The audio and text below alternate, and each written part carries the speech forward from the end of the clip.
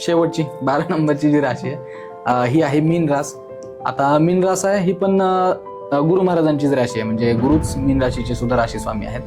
आता मगाशी ज्या धनु राशीबद्दल गोष्टी सांगितल्या, म्हणजे ही त्याची पुढची रास आहे.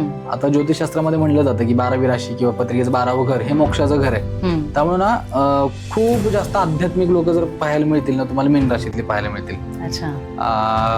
गुरु भक्तीतली, गुरु मार्गावरची बरीचशी मंडळी, म्हणजे आपले आता काही ऑडियन्स यामधले असतील तर ते नक्कीच इथे आपल्याला कमेंट करून सांगतील.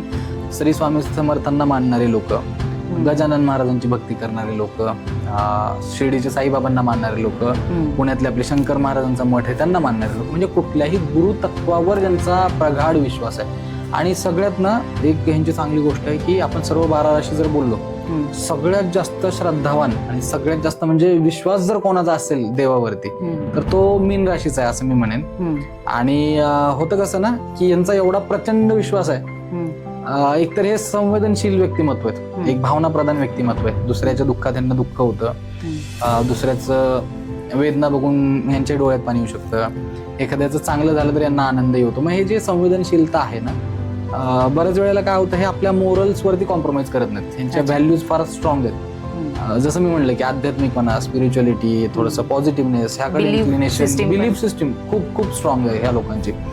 मग त्यामुळे होतं कसं ना की ह्यांना कोणी मॅनिप्युलेट करू शकत नाही. कधी कधी त्याचा यांना त्रास होतो, म्हणजे आता कॉर्पोरेटमध्ये, जॉबच्या ठिकाणी बऱ्याच वेळेला गोष्टी मॅनिप्युलेट कराव्या लागतात, रादर पार्ट ऑफ जॉब असतो तो शेवटी. पण ह्यांना ते जमत नाही. बऱ्याच वेळेला असं होतं की हे लोक नाही, एकदा दोनदा ते बॉसने सांगितलं पण नाही, आपल्याला पटत नाही ते काम. फक्त एखादी गोष्ट पटत नाही म्हणून सुद्धा जॉब सोडून देणारे लोक मीन राशीची पाहायला मिळतील.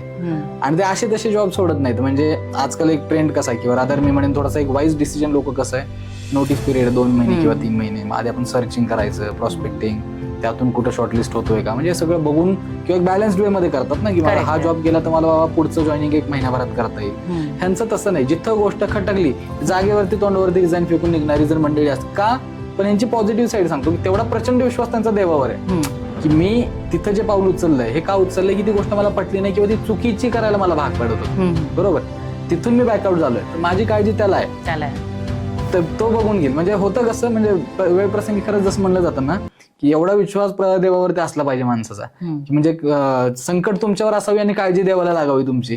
तर अगदी तशा पद्धतीचं तुम्हाला मीन राशीची लोक पाहायला मिळू शकतील. आणि ह्याच्यावरती मला विश्वास आहे बरेच लोक तुम्हाला कमेंट करून सांगतील मीन राशीची, त्यांना पर्सनल लाईफमध्ये, प्रोफेशनल लाईफमध्ये असे बरेच अनुभव आलेले असतील.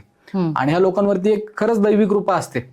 कधी विलिंगली, अनविलिंगली किंवा कॉन्शियसली, सबकॉन्शियसली यांनी ती नोटीस केली असेल नसेल, पण बरेच लोक तुम्हाला उदाहरणं सांगतील की कधी खूपच जास्त संकटात होतो, सगळ्या वाटा बंद झाल्या होत्या, अचानक कोणीतरी आला, अनोळखी माणूस मदत करून गेलं, तिथून लाईफ चेंज झाली, किंवा जिथं होप्स संपल्या होत्या आणि अचानकच एक आशेचा किरण, म्हणजे कोणी व्यक्तीच्या मार्फत, कुणी एक रिसोर्सेस, म्हणजे माणूस असेल, तो रिसोर्स असेल, त्यावेळेस आलेली संधी असेल, अशा वेगळ्या वेगळ्या मार्गातून यांना ह्या गुरुभक्तीच्या पावत्या मिळत असतात असं मी सांगेन तुम्हाला.